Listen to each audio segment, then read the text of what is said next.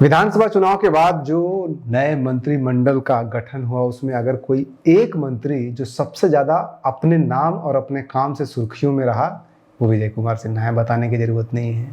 लेकिन जिस मंत्रालय के कारण उनको इतना सुर्खियां मिल रहा है वो लैंड रेवेन्यू डिपार्टमेंट। वो लैंड रेवेन्यू डिपार्टमेंट के उनके पहले भी तो मंत्री रह चुके हैं, क्या उसमें हल्ला नहीं हुआ था? बिल्कुल हल्ला हुआ है और बड़ा अजीबोगरीब सा इतिहास है इनके पुराने दो मंत्रियों के। कौन थे? रामसूरत राय और उसके पहले थे राम नारायण मंडल। इन दोनों का और इनका अगर आप तुलनात्मक अध्ययन कीजिएगा विजय कुमार सिन्हा जी से तो बड़ा इंटरेस्टिंग सा फैक्ट आता है। सबसे पहले तो यही जान लीजिए कि रामसूरत राय और राम नारायण मंडल दोनों के दोनों को जब हटाया गया था इनके मंत्री पद से, बेचारे रामसूरत राय को तो टिकट ही नहीं मिला 2025 के चुनाव में, वो तो जो है वो चले गए, संन्यास मुद्रा में चले गए। इन दोनों के साथ ये हुआ था कि इन दोनों ने बहुत सारे सीओ का ट्रांसफर किया। विजय कुमार सिन्हा जी तो सबको जो है वो कह रहे हैं डिसमिस कर देंगे, लगभग 100 से अधिक सीओ का ट्रांसफर किया इन लोगों ने। और मुख्यमंत्री कार्यालय से दोनों के केस में, मुख्यमंत्री कार्यालय से दोनों के केस में सीओ के ट्रांसफर को रोक दिया गया। उसके बाद हल्ला मचा और हल्ला मचने के बाद उनका मंत्रालय उनसे छीन लिया गया और उसके बाद फिर उनका राजनीतिक पतन शुरू हो गया। और दोनों के दोनों कद्दावर नेता हैं, दोनों के दोनों अलग लेवल के नेता हैं। रामसूरत राय से शुरू करते हैं। रामसूरत राय 149 सीओ और 27 असिस्टेंट सेटलमेंट ऑफिसर को 30 जून 2022 को ट्रांसफर करते हैं। 30 जून को ट्रांसफर करते हैं, 7 जुलाई को सीएम हाउस से सीएम ऑफिस से निकल जाता है कि ये सारा रद्द किया जाता है। आरोप लगता है रामसूरत राय यानी मंत्री जी के ऊपर कि इन्होंने पैसा लिया है और जाति विशेष का किसी खास क्षेत्र में ये पोस्टिंग करवा रहे हैं इस आधार पे। हालांकि रामसूरत राय जी इनकार करते हैं, कहते हैं कि भाई 149 में से 80 सीओ को तो ट्रांसफर मैंने आवेदन पे किया है, सारे जो स्थानीय विधायक हैं उन लोग आवेदन दे रहे हैं इनके खिलाफ, इसलिए हमने उसका ट्रांसफर किया है। और भी बहुत कुछ हुआ और उसके बाद फिर मामला इस कदर पहुंच गया कि रामसूरत राय ने कहा कि अगर मुझे काम करने नहीं दिया जाएगा अपने मन से तो मैं त्यागपत्र दे देता हूं। बहुत हल्ला मचा उस समय। तारकिशोर प्रसाद हुआ करते थे उप मुख्यमंत्री, वो उनके घर पे गए, घंटों बातचीत हुआ। और उसी समय सोचिए ये जुलाई 2022 में हो रहा है और उसके बाद तुरंत उनको हटाया जाता है और उसके बाद फिर तुरंत फिर वो बिहार में महागठबंधन की सरकार आ जाती है साल भर के भीतर। साल भर भी कहाँ लगता है, 2022 में जुलाई में ये हो रहा है, अगस्त में आ जाता है। हालांकि ये वही रामसूरत राय है, जब हटते हैं तो ये दिखाने के लिए, अपनी लॉयल्टी दिखाने के लिए मोदी सरकार से, मोदी से या फिर बीजेपी से लॉयल्टी दिखाने के लिए ऐसे ऐसे बयान देते हैं कि मत पूछिए। जिस समय हिंदुस्तान के अंदर, बिहार के अंदर भी जो प्रोटेस्ट चल रहा था अग्निवीर के खिलाफ, उस समय पे इन्होंने यहाँ तक कह दिया था कि जो लोग प्रोटेस्ट कर रहे हैं वो लोग सब लोग आतंकवादी हैं। इस तरह के बहुत सारे इन्होंने बयान दिया था जो कि मोदी सरकार को या मोदी को या बीजेपी को अपीज करने का एक हुनर हो सकता है। लेकिन इतने सब कुछ के बावजूद इनको 2025 में अभी जब चुनाव हुआ तो इनको टिकट नहीं दिया गया। टिकट दे दिया गया रमा निषाद को, जो कि अजय निषाद की पत्नी है। अब कयास लगाने वाले लोग दो तरह के कयास लगा सकते हैं। एक कहने वाले लोग कह सकते हैं कि इसलिए इनका टिकट कटा क्योंकि अजय निषाद बड़े नेता थे। हालांकि अजय निषाद तो विद्रोह कर चुके थे 2024 के चुनाव में, कांग्रेस के जाकर के टिकट से ले लिए थे। तो लोगों का कहना है कि उनको एकोमोडेट करने के लिए इनका टिकट काटा गया। लेकिन ये भी विद्रोह रूप में, ये तो बहुत कुछ अपने कार्यकर्ताओं के खिलाफ, अपने पार्टी के खिलाफ सब कुछ बोले ये। तो दूसरा पक्ष ये भी कहता है कि चूंकि नीतीश कुमार का इन्होंने विरोध किया, नीतीश कुमार के फैसले के खिलाफ इन्होंने बयान दिया, इसलिए इनका टिकट काटा गया। अब आ जाइए राम नारायण मंडल के ऊपर। 2015 के बाद ये मंत्री बनते हैं। राम नारायण मंडल भी 2018 में, यही 2020 के चुनाव के जस्ट पहले लगभग 400 लोगों का ट्रांसफर करते हैं अपने डिपार्टमेंट में, उसमें से 100 से अधिक सिर्फ सीओ होते हैं। उसको भी तुरंत मुख्यमंत्री कार्यालय से नोटिस निकलता है और उसको रोक दिया जाता है।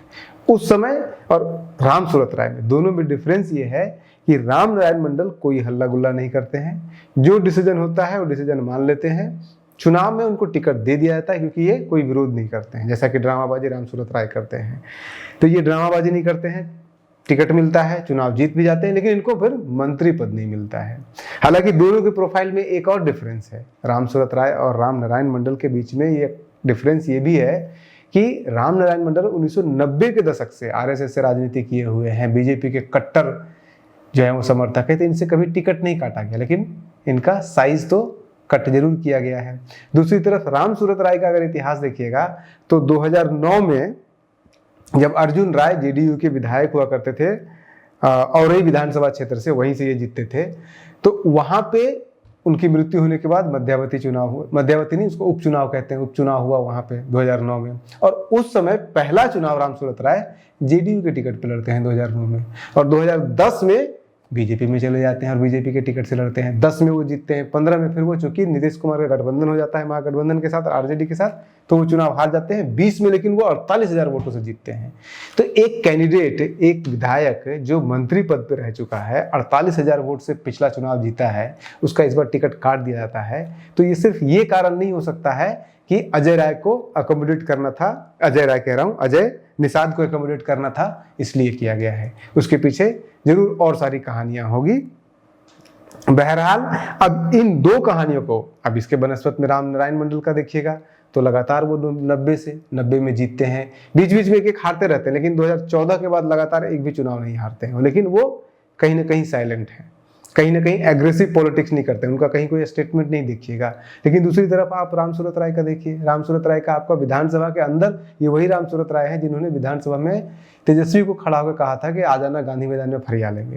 माननीय अध्यक्ष महोदय, मैं सदन के तमाम साथियों से आग्रह करना चाहता हूं कि अगर आप में बात छोड़ने की क्षमता है तो आप बैठिए और मेरी बात को सुनिए।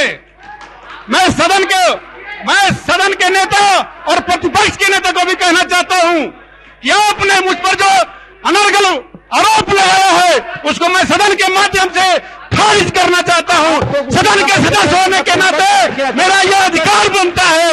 आपने मेरा जो चीरहरण किया है, चरित्र हरण किया है, उसकी भरपाई करनी होगी। मैं आप पर मनहानि का आरोप करूंगा। मैं कहना चाहता हूं इस देश के 12 करोड़ जनता को, मैं कहना चाहता हूं देश के 135 करोड़ जनता को, मेरा परिवार एक गरीब खानदान से आता है। ये लोग जो लोग हैं, ये लोग चरित्र हरण करने का काम करते हैं। माननीय नेता प्रतिपक्ष, मैं आग्रह करता हूं आप बैठ जाइए, मेरी बात को सुनिए। एक मिनट, नेता प्रतिपक्ष बैठ जाइए, पहले सब लोग बैठिए, आप भी बैठ जाइए नेता प्रतिपक्ष, आप भी बैठिए, आप भी बैठ जाइए नेता प्रतिपक्ष, आप भी बैठिए।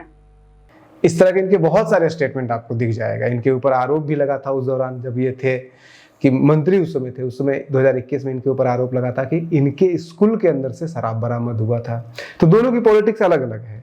अब इन दोनों के बनस्पत में आप देखिए विजय कुमार सिन्हा जी का। विजय कुमार सिन्हा जी जब आते हैं तो ये भी एग्रेसिव पॉलिटिक्स करते हैं, लेकिन अंतर क्या होता है? जो समस्या राम नारायण मंडल के समय में था इस डिपार्टमेंट में, लैंड रेवेन्यू डिपार्टमेंट में, वही समस्या रामसूरत राय के टाइम पे था और वही समस्या हमारे विजय सिन्हा जी के टाइम पे, और तीनों ने प्रयास किया है। राम नारायण मंडल ने भी प्रयास किया था कि जो भी जमीन अनसर्वेड है, जिसका सर्वे नहीं किया गया, उन सबका सर्वे करा करके और उसके ऊपर जहां जहां पे भी सरकार का जमीन है उसको कब्जा किया जाएगा, जहां जहां पे कब्जा किया गया कब्जा हटाया जाएगा। ये सारा कुछ वो भी प्लान बनाए। उन्होंने भी सीओ का ट्रांसफर किया क्योंकि उनको लगता था कि सीओ सबसे बड़ा जो है वो भ्रष्टाचार का गढ़ है। और विजय कुमार सिन्हा भी यही कह रहे हैं, विजय कुमार सिन्हा भी सारा सर्वे करवा रहे हैं। विजय कुमार सिन्हा भी सारे सीईओ को कह रहे हैं कि भोकाल नहीं चलेगा, भोकाल जो है वो खत्म करना पड़ेगा। तीनों का लैंग्वेज सेम है, तीनों का अप्रोच सेम है, लेकिन उसके बावजूद विजय सिन्हा को बड़ा फुटेज मिल गया, लेकिन उन दोनों के पर कतरे गए। कारण क्या है? कारण संभवतः वहां छुपा हुआ है जहां पे कि अभी नीतीश कुमार की स्थिति है। नीतीश कुमार उन दो समय पे 2022 में या फिर 2020 में जब रामसूरत राय और राम नारायण मंडल को पत्ता काटा गया था उनका, उसमें बहुत ताकतवर हुआ करते थे। लेकिन आज नीतीश कुमार ना ताकतवर हैं, न ही वो उनकी शारीरिक स्थिति, मानसिक स्थिति वो है कि इन सब चीज़ों को कंट्रोल कर सकें। तो क्या अब ये माना जाए कि बीजेपी आज से नहीं बल्कि बहुत लंबे समय से इस डिपार्टमेंट पे, यानी कि जो लैंड रेवेन्यू से रिलेटेड डिपार्टमेंट है, लैंड रेवेन्यू, भूमि से रिलेटेड जो जितने भी मामले हैं उसके ऊपर बहुत पहले से ये सारी कार्रवाई करना चाहती थी, लेकिन मुख्यमंत्री और मुख्यमंत्री कार्यालय इनको काम नहीं करने देता था। लेकिन अब चूंकि बीजेपी के कंट्रोल से बाहर हो गया है, ये सारी नीतीश कुमार के कंट्रोल से ये सारी चीजें बाहर हो गई है और बीजेपी के कंट्रोल में ज्यादा आ गई है, इसलिए संभवतः बीजेपी ये काम करने में सफल हो रही है। और अभी कितना सफल होगी ये तो कोई नहीं कह सकता है, क्या अभी तो सीईओ हड़ताल पे हैं, क्या होता है नहीं होता है, लेकिन इतना तो है कम से कम कि विजय कुमार सिन्हा के ऊपर कोई कार्रवाई ना होने के एक पीछे एक कहानी ये हो सकती है। आप बने रहिए न्यूज़ हंटर के साथ। नमस्कार।